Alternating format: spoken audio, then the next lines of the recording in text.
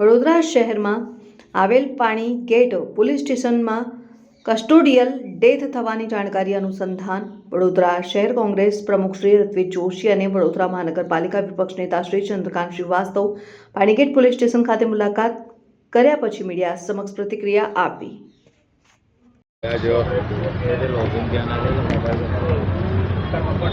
ગઈકાલે એક કમલેશ વસાવા છે, એની વાઈફે કંઈ ફરિયાદ કરી હશે। ઘરમાં જે બી કલેશ હશે એના માટે ફરિયાદ કરી।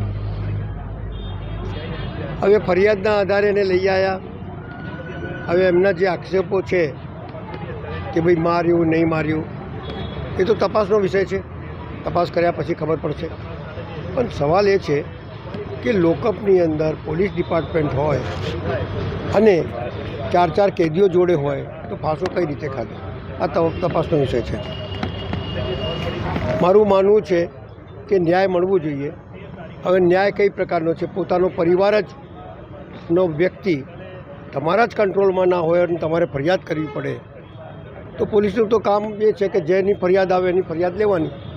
પણ નેગ્લિજન્સી એ થયેલી છે કે તમારા તાબા હેઠળ હોવા છતાં માણસ ફાંસી ખાઈ લે, એટલે આની તપાસ બી થવી જોઈએ અને જે કંઈ ગુનેગારોને સજા બી થવી જોઈએ।